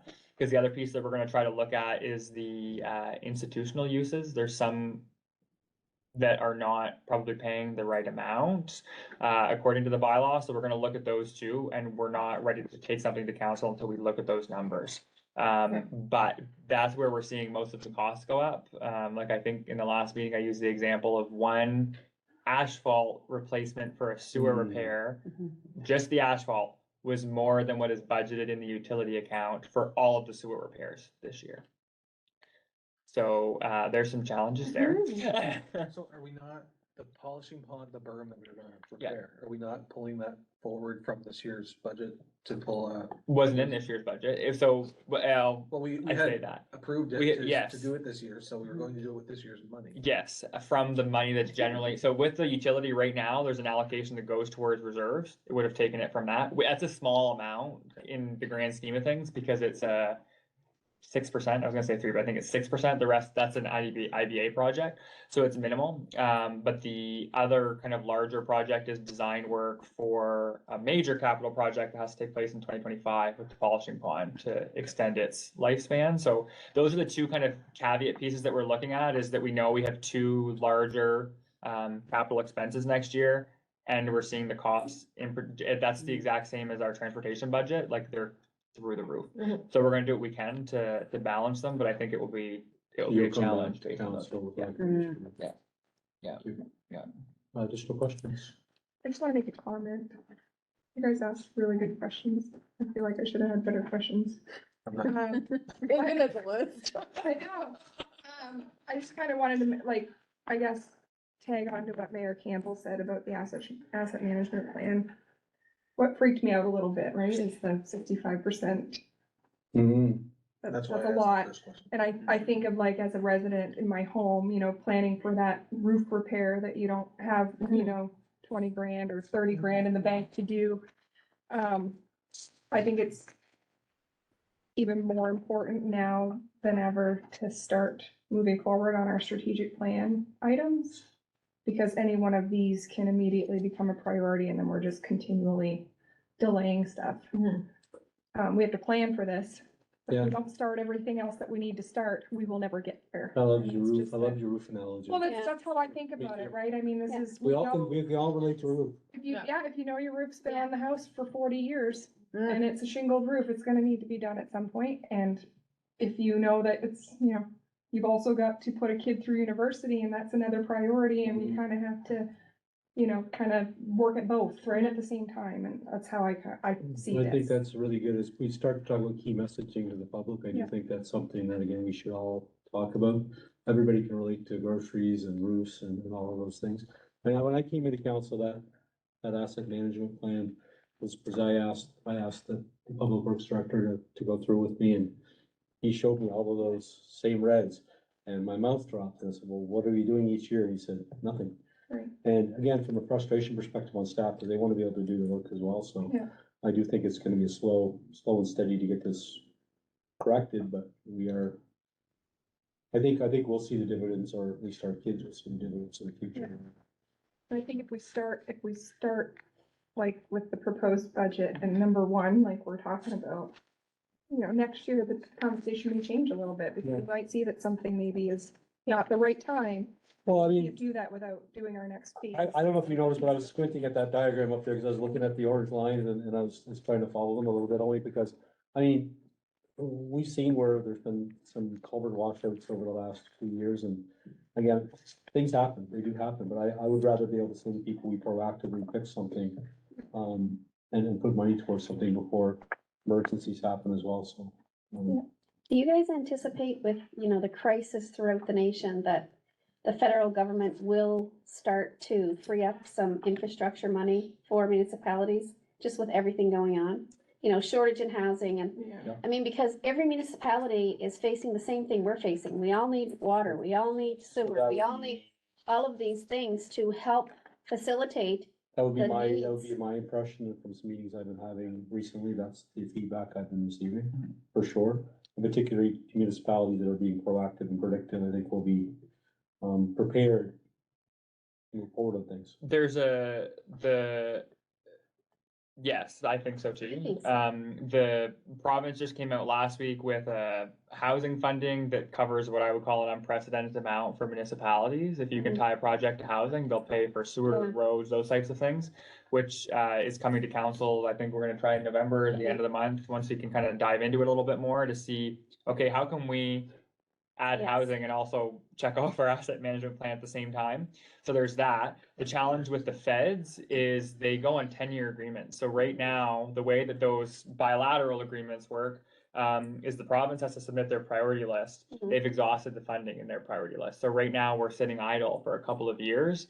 One of the biggest challenges is having that asset management plan so we can have things ready to go. When they say, we have a bit more money, we can say, here, take this. So there's that piece, but I think the hope always of municipalities that there's more, that the amount that goes from feds directly to the municipality increases. So gas tax is the best example. So that's a Yes. guaranteed amount every year. We don't know what it will look like next year because they're renewing that 10-year agreement. So we can say we hope that we'll see an increase. We can say we hope we get the allocation for the full entity. But we'll know that, hopefully, we should know by now, but we don't. But they need to sign an agreement soon, because we don't know what we're getting in 2024. So I would say there's probably an appetite there. But it's a sake of, a lot of times you need to have those asset management plans and things done, so you can have things ready to throw in the hopper as soon as they ask. Right. So yeah, it's a trickle down effect, but hopefully with gas tax in particular, we'll see more, and then we'll see with the new bilateral agreement that they're starting now too, that there hopefully will be more too. Yeah. Yes, I want- Go for it. I have a couple easy ones that, the protective How do you services. know they're easy? Are you glad Nathan's back? They're yes or no questions. Okay. The protective services role, Mhm. you say that you've removed the contribution from Butternut Valley. Mhm. Does that mean we're not gonna look at that anymore, or it's just not gonna be something you're counting on? It's not accounting on, based on the direction of council. I think there's some questions around dollar value for an hourly rate. And also, when we had our initial conversation, whether or not that role would remain in there. So if that role is, let's say we left a contribution there, if that role was removed, we would have to allocate like for another loss in revenue. So it's easier for us if we just say, okay, 0 in revenue. Anything that we do once we get that person settled, or once we confirm that that's the direction of council, then we can re-add after. I still think we can use that person 100%. A yes or no question that I answered in about 2 minutes. You're confident that we can use the CCBF for the trail? Yes. Your assumption on waste for the LSD areas, Yeah. are you confident in the 15%? Or are we gonna come back to another discussion that it's gonna jump the Not LSD? confident in 15%. Have no idea what that will be. I saw numbers last week that were at 20. They haven't given a number yet. So we'll adjust them when they come back. We should get a number this week, is what we were told. We were told that last week. How material are those amounts? Will it just, if it's 20, will it just be a small tweak? Or will it be? Like 20%, you mean, or? If it's 20% on the waste management? So the former village is guaranteed, know. it's a contracted one. There's some unpredictable elements, because we don't have even visibility on the contract of the other one, so we basically have to take it with what it is. And we're in conversations now with the Service Commission too, because of the whole PPP situation. There's some implications there with the contract. So we're gonna hope that it will stay closer to that, but that's one of those numbers that we're gonna have to adjust when they come in. And there's a few areas that are flexible that we can adjust if they do go up. Yeah. Great question. You have any questions? No, the 25-15% thing was what's I on my. don't want to dominate the conversation. No, please do. I'll piggyback off of your question. As we close out the year for 2023, are we expecting to have any large amounts that we can transfer for the next year? Yeah. Is So right there anything now, that we're significantly under that's more than $10,000 that we can? yes, yeah. So right now, we're projecting to transfer a surplus, basically transfer more than what was budgeted. So right now, I think it's 35 or 30,000 in the budget. It's gonna look like a bigger number because we also have the 100,000 from participation that's on the book. So automatically you're looking at 135 right off the bat. We are projecting, like I said, more than that 35.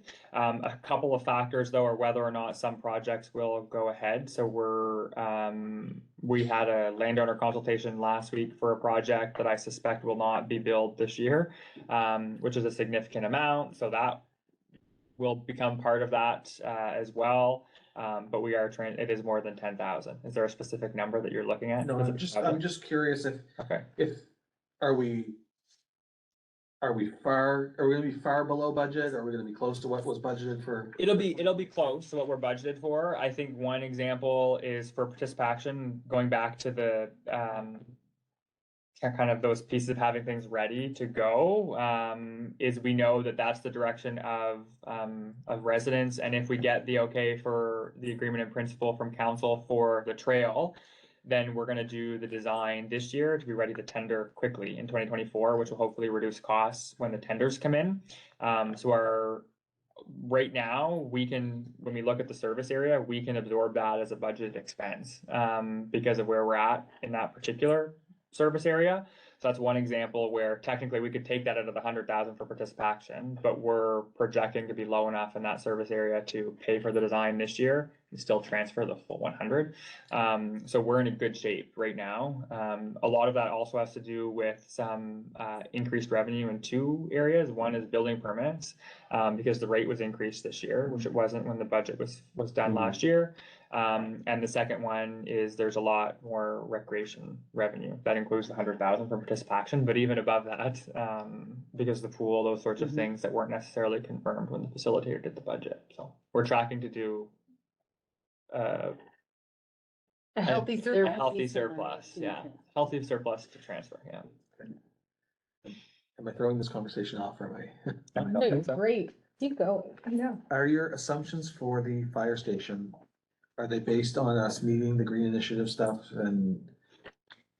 So the debenture, you mean? Right. Yes, so the debenture rate, the amount right now is basically interim financing and a buffer. So in conversations with the borrowing board, what they want us to do for the fire hall is to budget as if we will not get Green Municipal Fund dollars, so to budget for a 20-year term at their projected interest rate, so that if we are not successful in FCM's funding, we can still borrow based on the borrowing board debenture. So there is an adjustment that will have to be made to that debenture amount in future years. But there's also other elements within the protective services budget, for example, that is not on in fiscal costs. So next year, for example, we're still maintaining the budget to pay for the design fees out of the operating budget. So there's things that will be reallocated when that time comes. But you'll see, for example, when we have a meeting for the formal motion for the borrowing board, there's a full feasibility study that was done that shows the numbers and the different scenarios. So borrowing board 20 years, FCM 20 years, what the difference looks like in grants, and some of those different scenarios. But what you see there is basically the interim financing and a buffer. Yeah. So if everything goes right, that number should be lower. It'll be a little bit higher when the If debenture everything goes comes. right, it should be higher. A little bit higher, yeah, yeah. Because there's some, like if you take the amount that's there in fiscal costs, and then you also add there's some that aren't in that fiscal cost line, like there's some in the protective services line still. I have one. You hold on. I just wanna make sure I'm understanding correctly the 90% that the outside wards are paying. So for the shared services, they're paying 90% of their portion. Correct. And Ward 3 is subsidizing 10% for each ward. Correct. So does that have to stay that way forever because that's how the municipality was created? Or is that adjustable by council at a later It's date? adjustable within certain means, like within certain reason. Last year, I think the facilitators had to go 90, 95, or 100, I think. And then the spreadsheet itself says that I think we can go down to 85, 80 or 85. So it can be, let's say it's 80, it can be adjusted between 80 and 100 at council's discretion. So we've Okay. maintained it at 90, like it was this year. Okay. But yeah, it is, There's the option to bump it up to 100 if we ever wanted to. yes, Okay. yeah, Or Yeah. take it down Or to take it- 85, yes. like, yeah, you know. Yeah, I think it can mean, go I down. really would hope- I think it can go down to 85. I'd have to check on the 80 piece, but yeah, it can go down. Okay, I just wanted to make sure I was I think understanding it especially if we correctly. go to like an inside-outside rate, like that might make more sense. Yeah. To adjust that, Yeah, that makes sense. So it's very important that councils understand that when we're asked by residents about certain elements. right. Particularly, I've told people that really, to your point, there is that 10% that's been subsidized by Right. the village or the previous village, Village subunit. village subunit, yeah. So, Okay. yeah, it's just good to know everything. That's it. I'm assuming the NBDTI rate, the 41.15, Mhm. that's confirmed that that's staying the same? Yeah, Correct. it's been, I think, like that forever. We started calling it NBDTI services just because it's formerly called Special Provincial Levy. We just wanted to clearly state, like, we don't get that. That goes to DTI. No, it's just, Yeah. it brings into question with inflation, how do they intend to maintain the roads even at the level they're doing now? They always say that doesn't cover anywhere near the cost of Yeah, roads. and just because it's there, it doesn't mean that No. Right. that any of our wards get Right, any of that money. Exactly.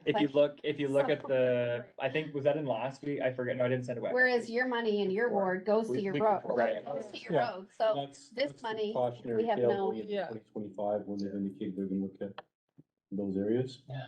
In what could happen, so I do think that's why we need to get our budget judiciary, like, do what we're doing right now and be prepared for what's gonna happen in the future. Yeah.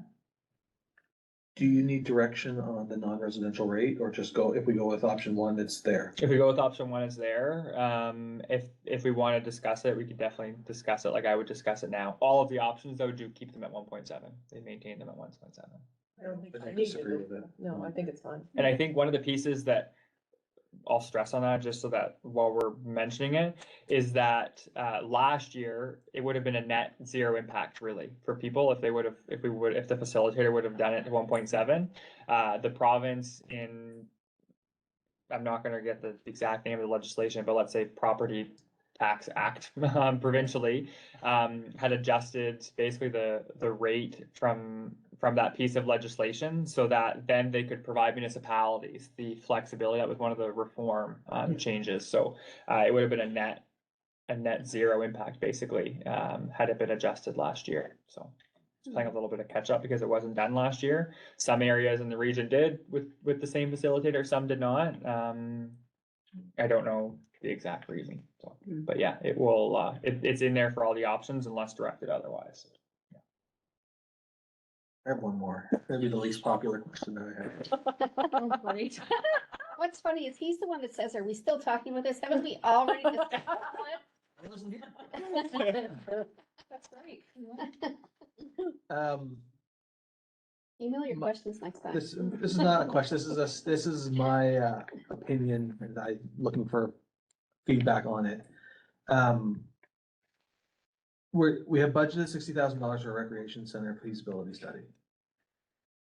Does anyone in here think that that study is gonna say we should build a recreation center Yes. in the near term? Yes. I think our rec master plan is gonna What's tell your us near that. term? What's your In near the term? next 5 years? It won't be built for the next 5 years, even if the feasibility But study look at the says. the fire station's taken 5 years to take from when we first, the fire station was first planned, talked about when I first came on. We're only now talking about putting shovels in the ground next year. That's 5 years. I mean, the process of going to capital borrowing, capital campaigns, everything else takes time. We start reneging on some of these things that we've already put in our strat plan. I wonder if we diverted it, that 60 grand by 1 year, would it make any difference on these tax rates? We can look and see. Not a, It would be under, yeah, it Yeah. would be, And yeah. next year, there'll be another competing. Yeah. firm. yeah, I think Yeah. the one piece that it's definitely something we can move. It's a variable expense for sure. There's two kind of strategic timing risks that I would raise with that particular one. One is it relates to regional cost sharing with the service commission. So if we want to use that as an option in a pitch, it would be good to be early on. At the last City of Moncton Committee of the Whole meeting, they were presented with their aquatic center feasibility study. And all of a sudden, the word regional came up regularly in that, and the importance of looking at it more than just an aquatic feasibility study. So I suspect that there are others having the same conversation as us, if that's something that council wants to look at as a funding tool. The other piece is that going back to the timing wise of having things ready to go, the feasibility study is going to be the first piece to say, okay, when a new infrastructure bilateral agreement comes out, what stream are we looking at? How much? Where will it go? What does it need to include? Those things will all be covered as part of that. And So just to be clear, I'm not opposed to getting Yeah. I just, But I'm looking at the asset management plan and all the things that are gonna require $25 million in spending in the next 10 years. Yeah. I have trouble seeing that one come to the top of the Yeah. list. And I think that is like to your point too about moving it a year, totally possible. It can be moved, it can be deferred. That's definitely an option. I would say that's more for you guys than for me. I wanted to raise those two Well, timing. I think in my issues. mind, there's a lot of one-time, like one-off expenses that are happening in 2024 that frees up some room for this, maybe in 2025. But at the same time, I hadn't really thought about the regional aspect of making sure that we were on Yeah, top we of need to things. keep it on the table. So, I don't know. And I think the Because if other, it's not in the hopper, to your point, Yeah. when the opportunity comes up and Yeah. We talked Yeah. once at breakfast, because we were, I don't know what we were. The doing. strat plan, it was strat plan session, yeah. Conversation, Yeah. right? And you were there, like, Yeah. part of that, like, some of the asset management stuff will be rectified with potentially a facility. Like village offices, potentially a library possibly, Yeah. right? Like it there's drives things. things Yeah. that are in our Yeah.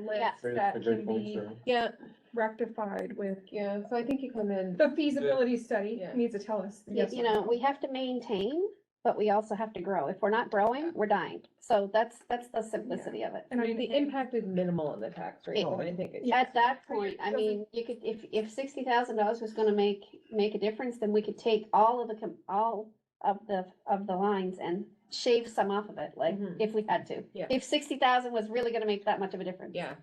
From the other lines we take up Exactly. I see what you mean, yeah. See what I mean? I just Yeah. struggle from a practicality perspective of spending $60,000 and it just goes to a study that we may not already be know we able- want it. Yeah, That, I understand. but Yeah, it's frustrating. to It spend just money makes it and easier get for other nothing. funding, It- for other yeah. funding and everything else It's later. the- You it's need that the study. Politics of it. Yeah. We need to have it in order to move forward. yeah. Did one of our acquisitions potentially take on some of that? No, not that piece. but- No, yeah, no, But some of the other studies that we've had done could be. we'll take, yeah, so that's one that we get a consultant to do, like, that will come in, there's consultants to do just that, like, that's their thing. But, it will look at a number of different things that will then become part of other conversations too. So like even location, like where do we want it to Right. be, general area, not like here, but like piece of land, but general area. That then gets fed to things like the service commission to say, look, we're actively looking at this particular area. It starts those conversations from land acquisition or land leases, those sorts of things. A gift, The- a land gift. Yeah, it can drive I those. guess I look at, I totally in agreement with you on that, but I look at this as a council that does. It's not a council that talks. If I look at things like the fire station, we could still be talking about that. We could still be looking for land, but yet we went up and got land, we went up and did what we needed to do, so I'm fully cognizant of, if the recommendation comes back that this is a fully needed asset, which I believe it will be, but again, I'll wait till the study. This is a council that will ensure we find ways to do things. I think we should challenge, though, whoever does the feasibility to try to mitigate some of those asset management priorities too, Pieces. like kind Oh, of absolutely. have that kind of expectation. Yeah. It's not just a recreation Yes. facility. What can we take from here that we can put in that Exactly. It's a facility? multi-use. It's a multi-use. Or get some office space upstairs or Yeah. whatever, right? There Yeah. could be different things. That would make sense because of Yeah. the feasibility on a couple of things at the same time for the same amount of money. Checks a couple boxes, yeah. One of the reasons that we included that in the budget for next year, the feasibility study specifically, we asked the consultants that are working on the recreation master plan, what do we need to include in 2024 to make sure that when we get, because by the time when they present to council, it's tentatively in January of 2024, then our budget's already approved. We're in that fiscal year. So then hypothetically, we will be waiting a full year before we can actually act on any of those RMP kind of recommendations. And they said that's the biggest one. So that's the biggest thing that's coming out of of those consultations is the need for indoor space for a number of different things, but indoor space in general. And if we could tie a mental health component into this complex, guys, because Absolutely. there's things that we have to concentrate on to help us win this project. And there's so many targets out there that we can work this. Yeah. So I guess I don't even know what the question exactly was. Was it, do we reallocate it for a future year or do we put it towards? He just wanted us to tell him that he. This is a good question. No, I didn't want you to. I just, He had a valid question. I wanted to really, we're going to get a lot of questions on this budget, probably more than any other budget that Salisbury has passed, because it's a major increase. And I want to be able to say that we really tested the lines. And if we thought the answer's gonna come back that it's not gonna hit the priority list, then it's not money well spent. If we had an inkling in the room that it wasn't gonna hit that list. So I'll frame it back as like whether or not it hits the list will be a council direction, priority setting exercise. The direction we have right now is to do the feasibility study. That feasibility study won't say whether or not we should have one. It will say, if we have one, it needs to include X, Y, Z, needs to be X square footage, needs to be in this location. You're looking at this much money. This is your funding options. These are the groups that you're gonna need to consult on, all those different things. Here's how you approach it from a regional perspective. It will look at the other municipalities, what they're doing, as opposed, our rec master plan is gonna tell us, you need to do a feasibility study because that's been asked for. So it gets this, Many people the start potentially can serve can use it, exactly. that will yeah. use it, Yeah, it's as much of a planning, like urban planning Yeah. exercise as it Yes. is a dollar value Yes, exercise. it is. If that helps, so like in terms of if it will I'm become, it not will be, opposed to it, I'm just afraid that with all the competing priorities, it won't be the top one. Yeah. So that was my concern. that's for, From a process. For you guys, I perspective, guess. so I'm trying to make sure I understand what you're saying and kind of intertwine with that. We did our strat plan. We went out for various items and got survey results and surveys by consultants on different things this year. The next step next year is to do feasibility, like all the different things that we have on our plan, and then we will come back together as council based on all of that and determine what's a priority for the next year. Is that how that's going to work? So that doesn't mean that it's gonna end up It might, not- it won't, 2025. right, Right. and it won't, like, even look at the fire station. Even for started, example. let's say even started as an example, I'm just thinking like intelligently, we can't make some of those decisions, like the priority of things without knowing more information on what things will It's step cost one. and what. It will probably say in 2025, you should start putting X amount annually in reserves every year, because right now for the fire station, like, that's a full debenture. But the feasibility study will say, you're gonna look at, let's say you get an IBA, a contribution from the feds in the province. If you put this amount over the next X amount of years, that's when that kind of sweet spot is for that agreement. So it will tell things like that, so that council can make decisions on it, accordingly.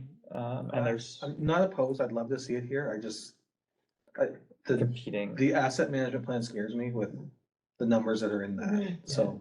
It's a lot of money. Yeah, But I guess the cost of the facility will be a shared cost among all the wards as well, and not just one that's managed and by. hopefully more than just our It's not municipality. just gonna be our That's the hope. municipality, it will be, That's the hope. That's But why for I it think to it- be approved as a regional one, our feasibility study has to also show on their feasibility study Mhm. that it is needed in this area. Correct. but depending on where it would be located, which Mhm. we would be servicing Mountain North, Right. definitely. Yeah, for sure. Absolutely, without a It's like doubt. an 11-minute drive, 10-minute It's, drive max. yeah. Right. So, I mean, there definitely is huge potential there Mhm. for shared. And that's what we have to be looking at. I mean, the whole province is going that way. Yeah. That's just where it's going. So, you know, we'd be missing boat if we weren't if Yeah. we didn't stay on target with it. Mhm. Because somebody's gonna be yelling louder than us. Yeah. And we'll be sitting here with egg on our face. And that's exactly what's gonna happen if we don't.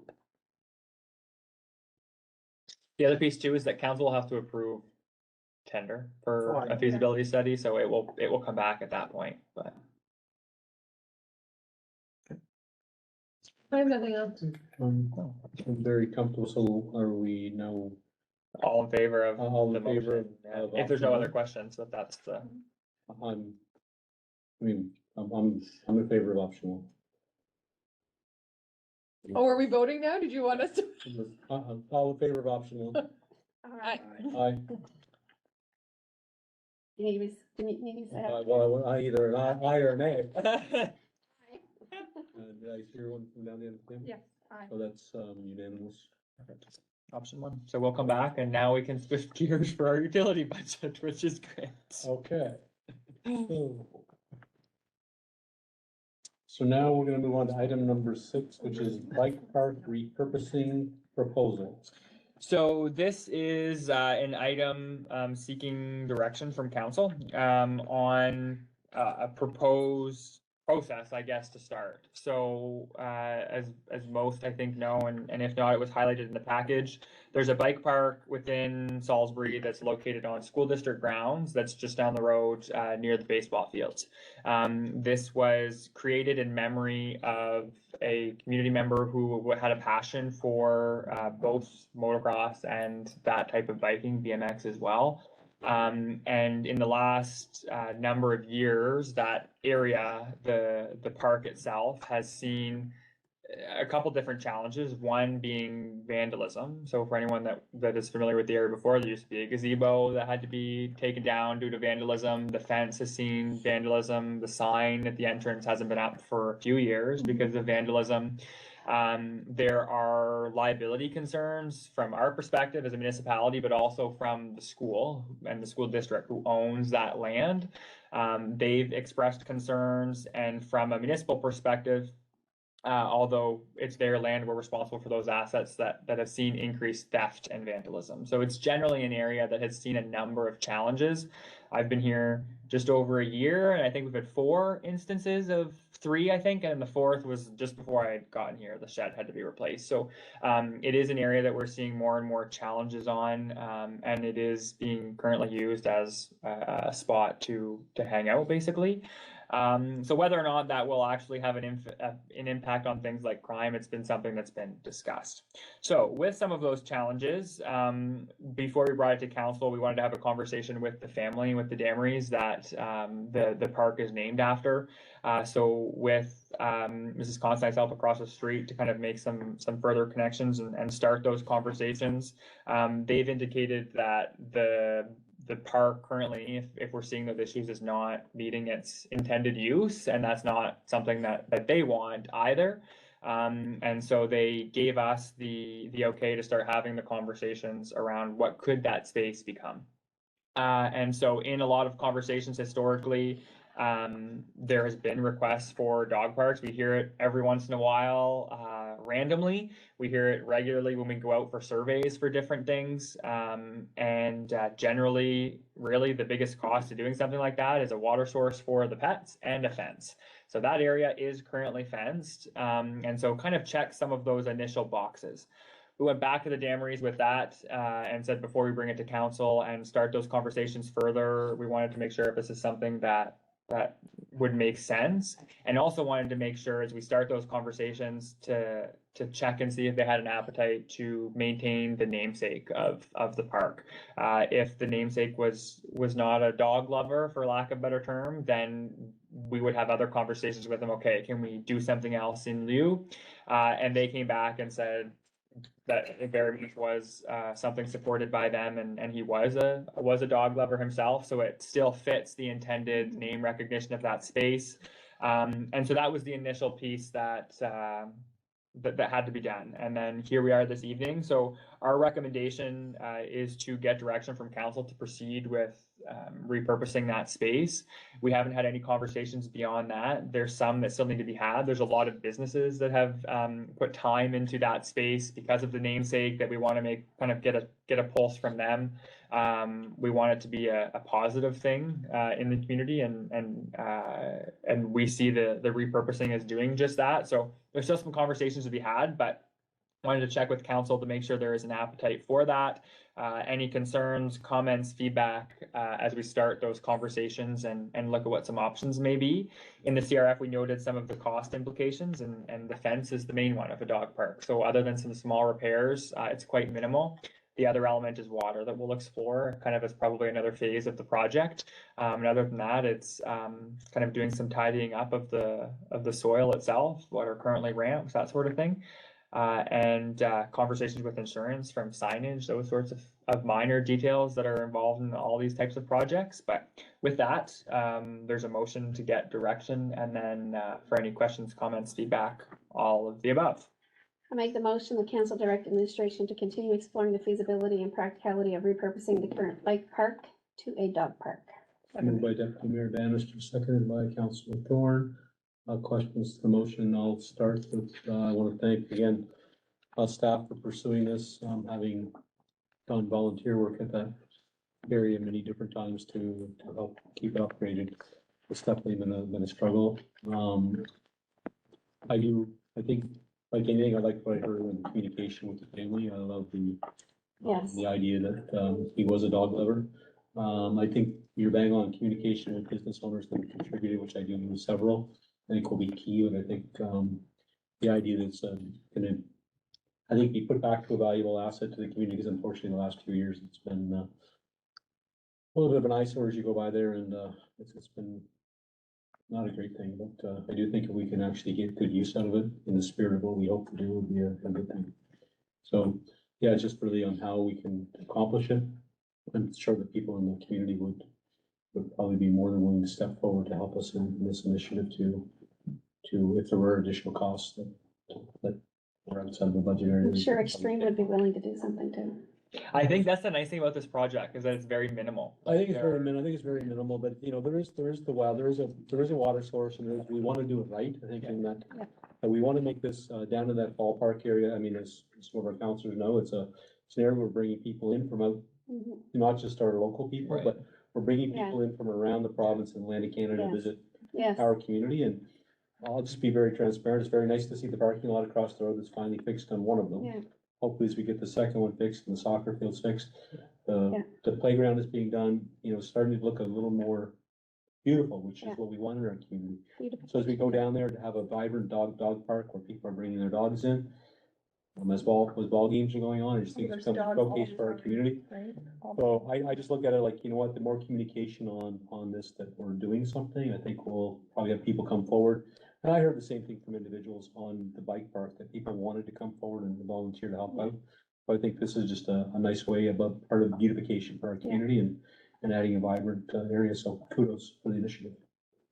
He actually used to take his dog to the motocross races all the time. Nice. He was always beside him.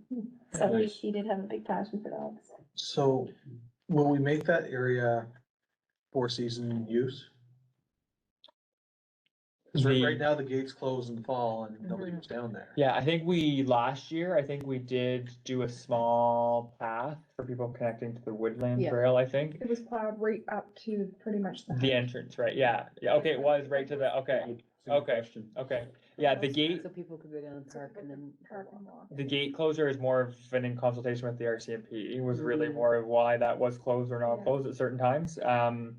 But yeah, the intent would be that we can use this as a four-season amenity. The water, maybe, a lot of places close them in wintertime though, like they Yeah. don't take the effort to winterize something like that.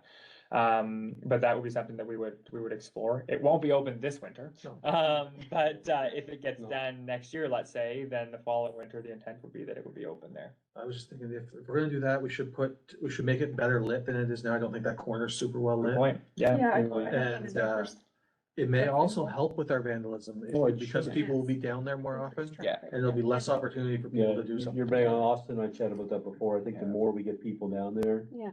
That they're using it for the right reasons, then it should be, I mean, if you're somebody that shouldn't be down there doing things, you know, that people could be showing up with dogs, then. We've seen some of our theft happen at like 7:30 PM down there, like it's not like it's a middle of the night thing. You know, Um, dog park down there's gonna be people down there all the time. Exactly, yeah. The other thing that I didn't mention too is that right now we see people informally using our baseball fields as a dog park.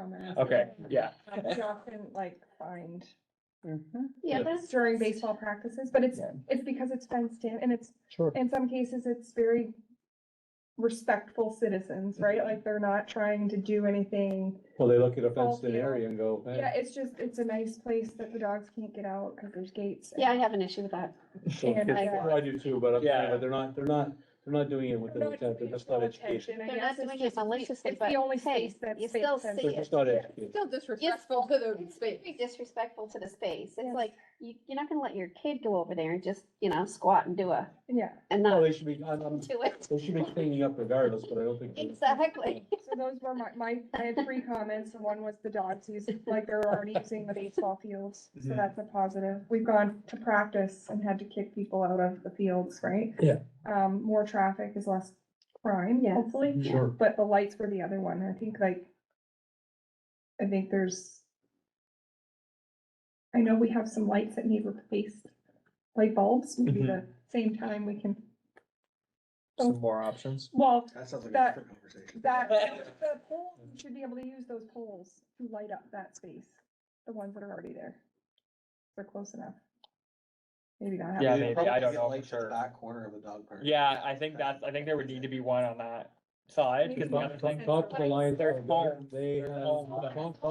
we talked to the Lions Club, trust me, they've got some, they know some. Like- You're gonna get good ones. You can get. Yeah, them, yeah. And The- they're good.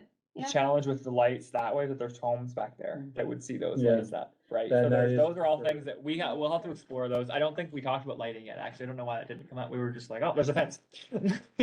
We discussed putting another light like that's over at the. It's a topic The- of the- discussion. yeah. You hit it Yeah. on. Yeah. It's I just think we homes. need to be cognizant that vandalism is an issue there. Yeah. And why would we invest money in an area that we're not going to make sure To the light up, vandalism and- Yeah. yeah, that's Right, right, that's right. yeah. So Yeah. let's, ourselves need to respect Yeah. the Yeah. space that we're Mm-hmm. building. Right, It'll almost become part of the serviced area of the village that is serviced all year. The plows are gonna go down there. basically. Yes. So there'll be an extra expense there too, probably. Yeah. The I plugs think, were well, it's during down. the Vandalism last time. It's down, yeah, they were, Exactly. they were, that's true. Yeah, and I think it was us with our tractor though, Yes. that did the that last tractor's year, doing yeah, it yeah, More so so, than the, yeah. cause it's not, anyways, we'll have to explore that too, I'll confirm, but I'm pretty sure that that's what we've done. So, any additional questions to the dog park? No additional questions, all in favor? Aye. Aye. Contrary minded? You're giving your direction. Perfect. I was gonna say, we'll come back with some Yeah. That's good. options, whenever that may be, at some point in time. It won't be right away, but we needed the direction so we can start the other conversations. And there will probably be a public element too. No closed session this evening. Nothing this evening. Mayor and councilor statements, I have nothing. Does anybody else have any statements? With that, do I have a motion to adjourn? To move. That was very quick. Thank you. So moved by Councilor Thorne, seconded by Deputy Mayor Bannister. All in favor? Aye. Aye. Contrary minded? Motion carries.